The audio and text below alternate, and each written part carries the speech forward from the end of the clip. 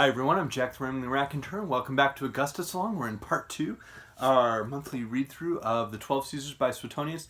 I hope you're enjoying it. I think this is the week that I perhaps derive the most pleasure out of reading this book. I enjoy all of the biographies. I think Suetonius is an excellent writer, and his interests as a writer can be very entertaining and interesting. But the three personalities we get, the three Julio-Claudian emperors that we explore in today's video, are very divergent personalities and horrifying in many ways, but particularly interesting. And I think Suetonius is really interested in them. And we'll see next week that that is not always the case. So we have Tiberius, Gaius, or Caligula, and Claudius. And they're all closely related to each other. And Nero will be as well, and Augustus was last week. But let's start with Tiberius. So Tiberius is the stepson of Augustus. Augustus and Livia are married for a very long time, throughout most of Augustus's sort of like adult career, and certainly as emperor. And Tiberius, though, was a boy, not a little boy, but a boy when they were married, and had an interesting upbringing. He certainly is not Augustus' first choice as a successor. He's capable. He has talents. He's a competent military commander, but he very much seems like the second best player on the team. Like, he's never going to win a title on his own. And I think Tiberius seems aware of that throughout the biography that we see in Suetonius, but also throughout sort of the historical narrative around Tiberius, is that I think if there's one word that sums up Tiberius, it's disappointment. And it's not because he's incapable, it's because he experiences so much disappointment. He experiences personal disappointment when he's forced to divorce Vitellius, who he seems to be in love with. He later on is like, the anecdote from Suetonius about how he sees her and then basically just follows her through the market and then through Rome that day, and they almost have to forcefully separate them and spread them far enough apart that it won't happen again, because Tiberius he has his personal disappointment. He has political disappointment. He's very clearly not Augustus's first choice of a successor. Augustus is going to have his nephew Marcellus, who is married to his daughter. Well, Marcellus dies. Well, he has Agrippa, his close friend, marry his daughter Julia, his own daughter, Augustus. Agrippa is older, so Agrippa dies, but then he has his grandsons by Agrippa, whom he adopts. And they ultimately die. And when they're becoming of age, Tiberius just sort of, his political disappointment just runs off to an island. It says, peace out. And then nobody will visit him, and he's not allowed to come back home. He goes into a self-imposed exile that becomes this like pseudo-permanent exile. And so there's just disappointment after disappointment, even to the point where it seems at the end that Augustus might choose Tiberius's nephew, the eldest son of Tiberius' younger brother Drusus, to be his successor, Germanicus. And then, well, Germanicus is too young, so I guess it has to be Tiberius. And Rome seems to be aware of that. The Senate is aware of that. So there's political disappointment. There then is dynastic disappointment, where Tiberius is forced to adopt Germanicus, his nephew, not have his own son, Drusus, as his heir. But he has his dynastic disappointment when his son is essentially likely murdered by the captain of Tiberius's guards, Sejanus, who has insinuated himself and is having an affair with Tiberius's daughter-in-law, and they murder his son. And so Tiberius just disappointment after disappointment after disappointment, to the point where he sort of just eventually leaves Rome. He's not interested in really truly governing. He leaves Rome.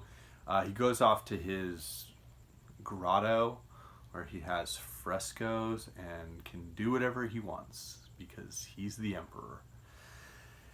And that's where Suetonius then just gives us all sorts of weird, creepy gossip about what's going on, and it is very strange and it's very disturbing, all of it, especially the stuff with children, but it's also very strange.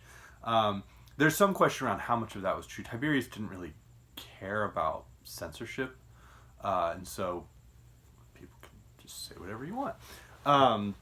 But again, it just seems like his entire career, his entire reign is just one of disappointment. He is also like fairly violent in terms of he murders maybe he doesn't murder Germanicus, his nephew and heir, but he certainly murders the children of Germanicus and Germanicus' widow, Agrippina the Elder, in particularly brutal fashion. I mean, like starving themselves, eating stuffing out of beds, just really awful stuff. The part that I had forgotten about Tiberius that made me laugh extremely hard when I reread this section was the idea that Tiberius in 2020 probably would have been on BookTube, because he loved to read, and he basically was the dude who would like show up and, who was Hecuba's mother? You know, what was the pseudonym Achilles used when he was, hiding out before the Trojan War? And just once like all this like literary trivia. Tiberius would absolutely be doing a read-along. He would be on Voxer with everybody. He'd be commenting and asking these questions. And we'll end there with Tiberius. He's kind of a disaster. So then we get to Caligula. And Caligula, I think if Nero had not existed, Caligula would be recalled much more strongly as one of the most evil individuals of history. He is personally, publicly, politically, in every way, just a monster, as Suetonius says. He gives us a 4 or 5 page eulogy, basically, on Caligula's father, Germanicus, who, if you're reading Suetonius and you're from the United States, you almost get the sense that Germanicus is sort of like the Bobby Kennedy of ancient Rome, the guy who could have been a great emperor. He is... Almost no one ever says a bad word about Germanicus, that he was a good general, he wrote a play, he was a decent father, he was a good husband, he was so confident and capable. And there's this sense of loss with Germanicus that just runs throughout that first century of Roman history, where so many sort of lament the fact that they never had Germanicus as an emperor. Because he just seems... anybody would seem better than Caligula or Nero, as we'll see. But he just seems so capable. And that's a tragic loss for Rome. Maybe he was murdered by Tiberius, his uncle. So we get these pages on Germanicus. We get like 5 or 6 pages on the public works and the first few weeks of Caligula's reign when he ingratiates himself to the people. And then we get 20 pages that begin with Suetonius saying in sort of chapter 22, so much for the emperor. The rest of this history must deal with the monster. And that's what we then get. We get a 20-page catalog of all the horrible things Caligula did. We have the casual murders for cash. We have the scene where he becomes very ill and various senators or wealthy people make all these claims of sacrifice or what they'll do. And then when he recovers, he, of course, calls in all the debt. You said you were going to offer this. Well, you need to make that sacrifice. Or, you said you were going to, donate all this money. Well, we need that donation. And the idea that everybody sort of, all of the patricians, all of the senators, they all understand that Caligula will just murder any of them and seize their wealth. So we have that. We have the megalomania, which takes 2 aspects. One is the bit where he has the massive pontoon bridge built so that he can ride his horse across it, possibly as a sort of... I'll show you about someone who had made a joke about him being able to cross that body of water dry or on horseback or something. And so it's possibly there, but it's also just a general megalomania. He declares himself a god, which, while the emperors were being deified, wasn't really happening. It wasn't allowed to happen in Rome. There needed to be some semblance of this is still the Roman Republican tradition. That had gone out the window. But he does it in Rome. He dresses the statue of himself in the clothes he's wearing each day. He goes and whispers in the ears of the statues of gods, or, listens to them. And we are not dealing with a stable human being here. And of course, it's possible that the murder of his father, potential murder of his father, the absolute murders of his older brothers and of his mother, that all of that impressed Caligula and just sort of destroyed his psyche. But nevertheless, he's an absolute villain. He's an absolute monster. He for a guy who is the grandson and son of two of the more competent generals, Drusus the Elder and Germanicus, two of the more competent generals, Caligula's great war is, of course, fought against the ocean, and he collects a lot of seashells as his trophies. And again, just the worst. He does have the weird aspect of including his sisters in his honorifics, and that, of course, leads into the fact that he's undoubtedly, was involved in an incestuous relationship with one of them, if not all three of them. And the one he loved the most, Julia Drusilla, she dies from a sickness, and he's bereft. He does later marry and has an heir, and of course they become the victims when Caligula finally is murdered. There's the, what's the scene? Chapter 25 within the section on Caligula. It would be hard to say whether the way he got married, the way he dissolved his marriages, or the way he behaved as a husband was the most disgraceful. And then we get some anecdotes around why he's such a disgrace. And he really is. The term Caligula, and it's referenced in here, but the term Caligula actually comes from the way he would wear his father he would wear little army shoes, army boots, and so Caligula's little boots, in his father Germanicus's camp, he was sort of like a mascot as a little boy. And so there's something truly tragic and sad to see the little boy who was a mascot in his dad's army camp, and then his dad is poisoned, his mother is forced to suicide, his older brothers are murdered, and all of these horrifying things happen.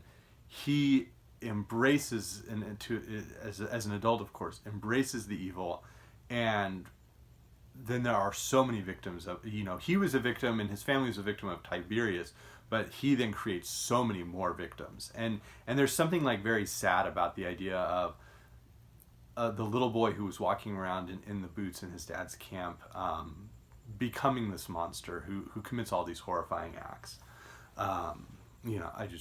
That's rough. I also will add, as a quick anecdote on Caligula, in my final essay in college, when I got my minor in the classics, my major was in undergraduate work was molecular and cellular biology, but I did a minor in the classics. So for my last essay, I knew I had, a high score in the class, and I just needed to turn something in. It wasn't plagiarized. So I wrote a response around the question of which of the first 12 Caesars, most exemplifies Rome, or something like that. I can't remember what the prompt was. And I wrote this really sarcastic essay in which I argued it was Caligula because he best represents King Romulus and King Numa with his great victory against the ocean. He didn't content himself with just fighting humans. He fought the ocean.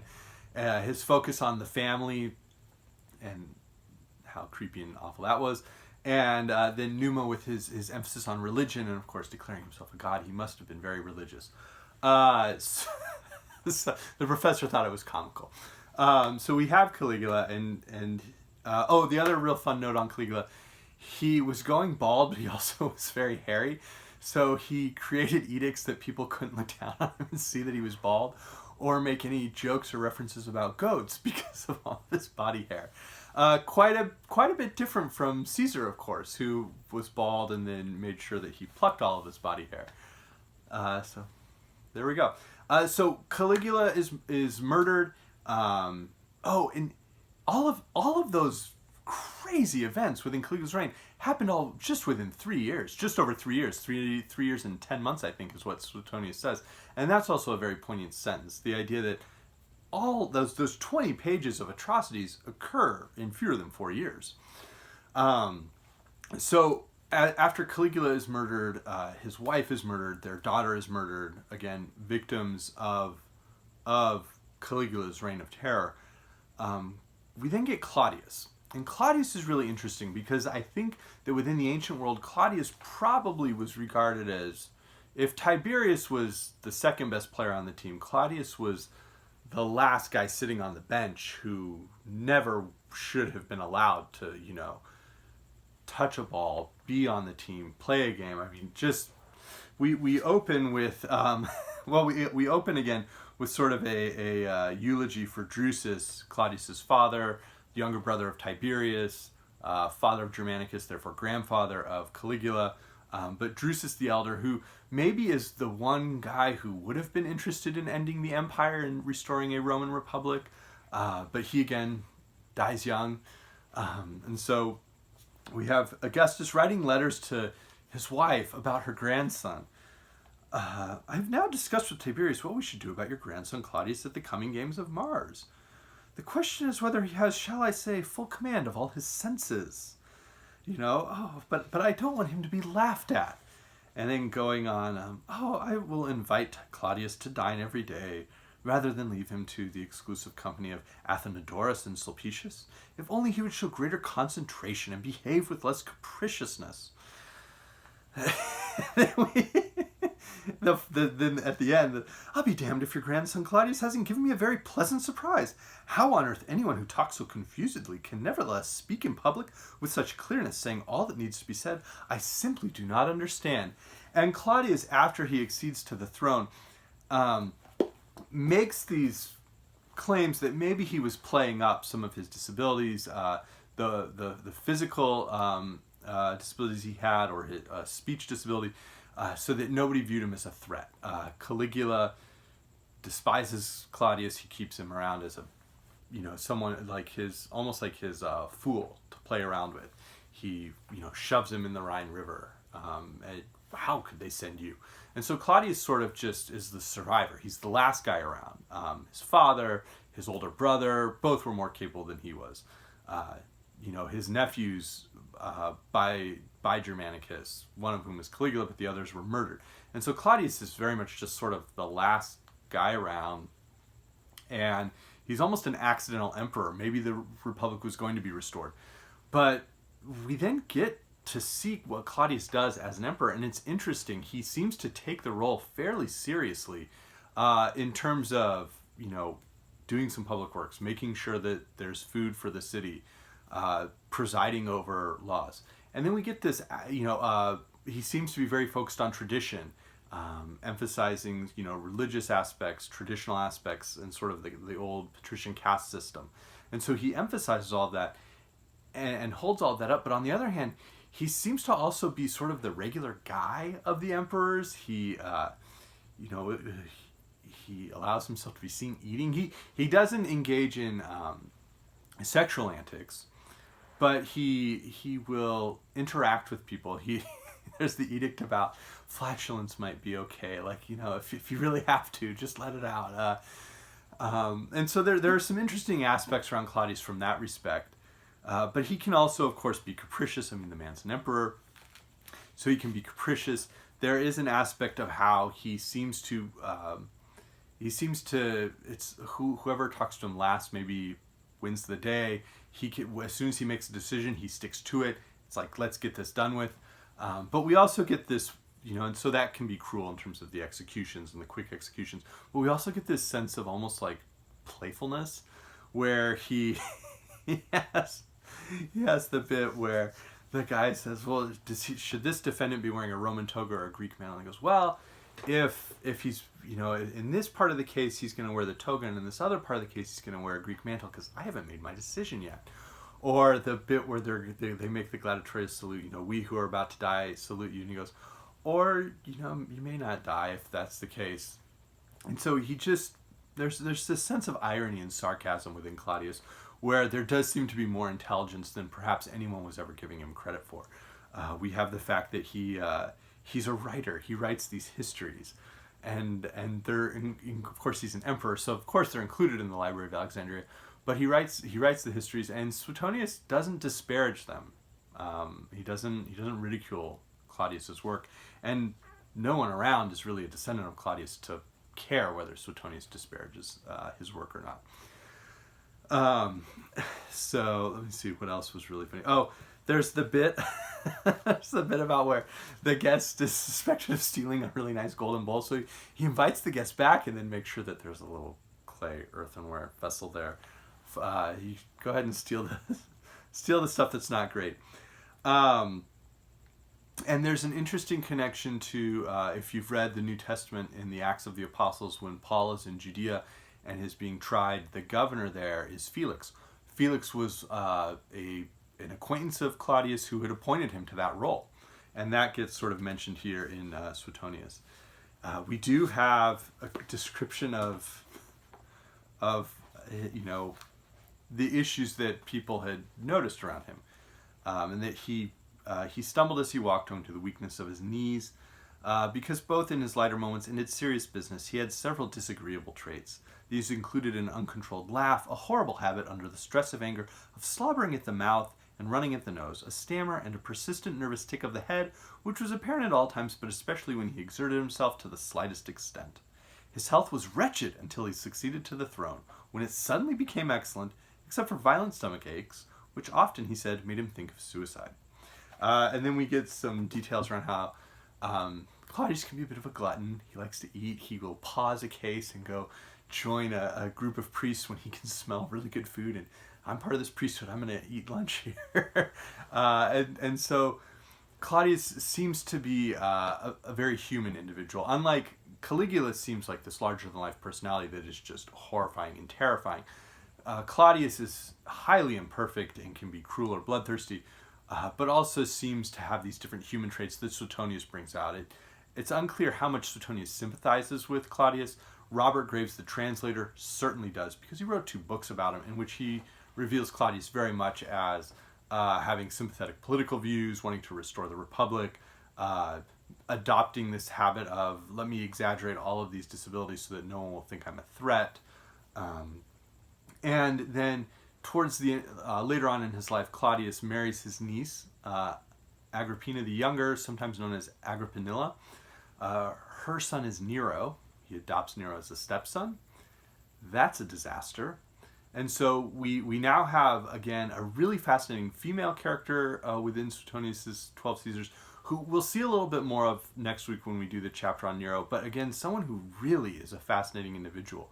I'm just going to point out that Agrippina the Younger is the sister to Caligula, and we know what was happening there. She is the final wife of Claudius, the emperor, and then she's Nero's mother. And talk about somebody who was, interacting at a really interesting point in history, and probably experienced horrifying things, but saw a lot of interesting things, was in the room for a lot of interesting conversations and interesting moments. And we don't know nearly as much about her as I certainly would like to know. We also have with Claudius Messalina, his prior wife of his, who seemed to embrace sort of the more like that stereotype of Rome of like it's a big party and there's just free love and no one really cares about what anything that's going on. It's just a massive party. And Messalina is someone who is historically part of that narrative, and again someone who probably was a very fascinating personality in real life. We'll see some more individuals like that as we finish up in these final 2 weeks. But this was Tiberius, Caligula, and Claudius. As I mentioned, 3 really different personalities, 3 interesting personalities. I think my own sympathies as a reader of both this book and then Robert Graves' 2-book series, I, Claudius, and Claudius the God and his wife Messalina are with Claudius. But Tiberius is sort of very sad and disappointing. Caligula, again, goes from being the little boy mascot to one of the most horrifying monsters of history. These books are excellent. I, Claudius takes you up to the end of Caligula and Claudius becoming emperor, and then this is his reign. And then David, I'm not sure if it's Wishart or Wishart, wrote a series of mysteries that are set in ancient Rome and sort of run through the reigns of Augustus, Tiberius. This is the Germanicus one. And Tacitus, in his Annals, is taking us from Augustus sort of up towards Nero. So from what survives of the Annals, what we've been reading through this week, the Annals, go along very closely and provide us with some different aspects, some different quotes, some different details. So anyways, this is Augustusalong Part 2. Next week we'll have Nero and then the three emperors who succeeded him within a very short period of time, Galba, Otho, and Vitellius. So let me know what you think. Have a safe weekend. Bye.